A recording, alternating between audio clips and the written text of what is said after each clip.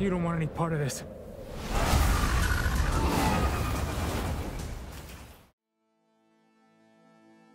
Can Peter Parker live up to Iron Man's legacy? Howdy boys and girls, it's Andy King and welcome to King's Comics.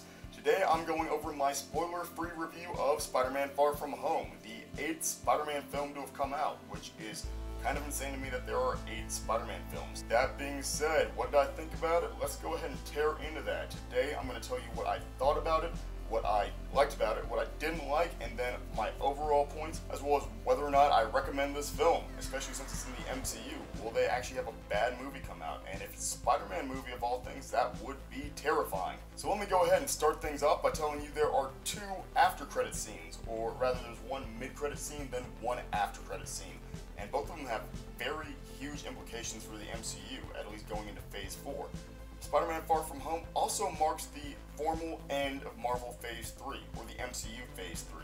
A lot of people consider Endgame to be the end of the 3rd phase, but it's actually just the second to last movie in Phase 3. So Spider-Man Far From Home is essential watching in order to understand where the MCU is headed in this next phase. First things first, what's it about? Spider-Man Far From Home picks up right after Endgame, so there will be spoilers here regarding Endgame. Because in the wake of Endgame, after Tony Stark's death, we see a Peter who is grieving, as well as a world that is grieving the loss of Iron Man, Tony Stark. So now we see Peter confronted with the question of whether or not he's going to be able to fill the shoes and become the world's next Iron Man, or whether he's even going to continue to be Spider-Man. This actually would have been a great opportunity if they were going to work in elements of the Spider-Man No More storyline. I'm glad that they didn't. Mild spoiler right there. So with that, how does our boy do? Does he rise to the occasion, or does he falter under stress? Well, let's go ahead and tear into this with the fact that Spider-Man is clearly on a vacation. He's on his senior trip, but also encountering these elemental beings, which have appeared in the world through interactions with the multiverse as results of the snap. You should have gone for the head. This I guess, snaps. There were like 1 billion of them in Endgame, or in between Endgame and Infinity War, right? So that being said, the multiverse has allegedly been fractured, and now only Spider-Man and Mysterio, Quentin Beck, are able to fix it. With, of course, the help of S.H.I.E.L.D. agents, or I guess former S.H.I.E.L.D. agents, Nick Fury and Maria Hill. This is also nice because it kind of indicates that maybe S.H.I.E.L.D. is getting back together in the wake of Endgame, or maybe it never went away. I technically believe in both options because Nick Fury is S.H.I.E.L.D. and S.H.I.E.L.D. is Nick Fury. Kind of. But in any case, what did I like about this movie? Well, first things first, I really like the younger narrative of Spider-Man here. He's still in high school, and they spent 2 movies with him in high school, so they've gotten a lot of a chance to develop and explore his character's adolescence. This is pretty important because the original Spider-Man wasn't really in high school for that long. Of course, it feels like he was in there for a long time because of comic book issues, but the original 616 Spider-Man was not in high school that long. But the Ultimate Universe Spider-Man, which is where a lot of the MCU takes its references from, that Spider-Man was in high school a lot longer, and this is also referenced not just by the Peter Parker Spider-Man in that universe, but also the Miles Morales Spider-Man in that universe. Now, how does that all play into the events of the plot? You get a lot of this more earnest and innocent look at Peter Parker, especially since Tony Stark had died and he's having to work through those emotions and that grief. So I liked all of these examinations, as well as Tom Holland's really, really emotional acting. He really brought a genuine portrait of what this boy who's lost not just 1 but 2 father figures, how he would be responding to this, especially since Tony Stark left him with this call, even if it wasn't outright stated, of whether or not he was going to step in and fill the shoes of Iron Man. Not only is Peter struggling with this question, but the world's kind of challenging him on whether or not he's going to be the next Iron Man, especially since it's known that he's pretty much the last Avenger on the face of the earth. I mean, you still have Scarlet Witch and Hawkeye and Ant-Man out there somewhere, but the only formal Avenger, I guess, at this point, who was not put under house arrest or in jail or whatever because of the events of Civil War, would be Spider-Man. Wow, that actually does seem pretty serious. They also do a great job of capturing his romance with Mary Jane. It was very much a kind of flirtatious high school romance, or at least it played into how he was structuring his trip. It felt like, yes, the weight of the world is on this kid's shoulder, but he's just that. He's still a kid and trying to enjoy a school trip. I've always talked about how Marvel does these kind of genre fusions, and it truly felt like I was watching kind of a high school drama play out with a heavy dose of Spider-Man action. What was Spider-Man was not too prominent in the first parts of the film. We got to see more of Peter Parker and him, yes, while he was donning the costume at some points. We didn't see a lot of that going on, but him trying to kind of disassociate with being Spider-Man and actually have a break.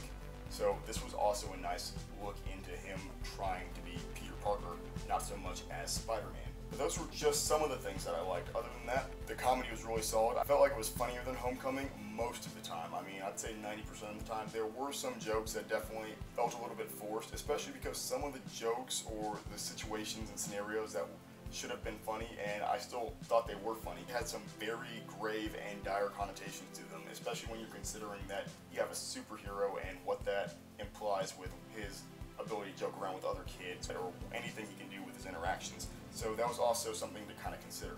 Overall, I did think the comedy and the humor was really well done, and I mean, just really well written. They definitely had some jokes that were woven in there to the point that they didn't explicitly steal the spotlight, but were circumstantial and situational. Then we also get into Peter's relationship with Quentin Beck. The villains were also really well done in the form of the elementals. These things felt really imposing on screen. I mean, all the destruction they were causing and just damage they were dealing out was incredible. Especially since Peter was having to pull pretty much Black Ops missions all over Europe, and I thought that the way they handled this and S.H.I.E.L.D.'s interaction with these things, as well as trying to coordinate between Peter and Mysterio, was really fun to watch. We also do see some plot shifts and twists regarding the Elementals, but the less said about that, the better. I won't speak too much more on the Elementals' involvement in the plot because I don't want to go into spoilers, so we're just going to go ahead and dive right into what I did not like about the film. Like I said, I felt some of the comedy was a little bit, that's always kind of the hit and miss with comedy, right? It's going to be, some jokes are going to work and hopefully 90% of your jokes land, maybe 95% of your jokes land, but definitely some of it felt a little bit forced or awkward. But I think that despite how it felt in the immediate, some of these jokes did definitely work their way into the plot. I'll also mention, and I keep hopping back and forth between things that I liked and didn't like, that this movie had just some legitimately terrifying scenes. And I mean, just this all comes back to the villains and how they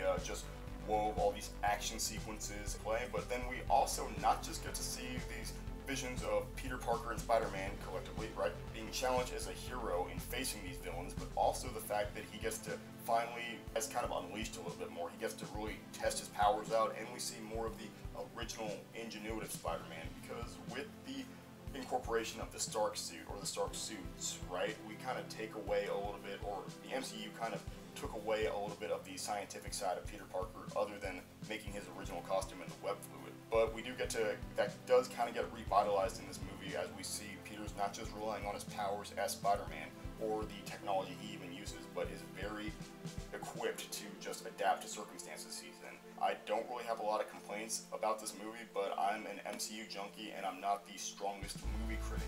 I really liked it, and regardless of whether you've seen every other MCU film leading up to this, it was a fun movie, especially for Spider-Man fans. And yes, we do get to see Peter web-slinging a little bit more, and gosh, that was rewarding to say the least. All of the characters and chemistry worked really well together. I don't know that I have any complaints other than some of the romantic subplot action going on there, but I mean, shoot, they were trying to weave a teenage drama into things, so that's, once again, if that's not your slice of pie, then I understand. I thought that it was overall handled very well, and it felt very organic to me, especially because they were building off of the previous film and not having to just drop people into the middle of things. And they were having to play cleanup after the snap. There's a lot to be handled with this film that they did a great job with, so I really immensely enjoyed the film, and yes, I do recommend it if you could not tell by my kind of praise of the movie. It's definitely one of my top theater-going experiences this year, but in order to see where I rank it in my MCU and Spider-Man movie rankings, I guess you're going to have to check those lists out. But that's all I have for today, folks. That's a pretty short overview, or spoiler-free overview, of my thoughts on Spider-Man Far From Home. Thank you so much for sticking with it. Either way, thank you so much for sticking with it, and this has been another episode of King's Comics. If you liked today's video, please hit the like button, and if you really liked today's video, please hit the subscription button or the notification button. That way you can get that ding whenever I put out new videos. Guys, thanks so much. Please stand by for my spoiler review, and this has been another episode of King's Comics.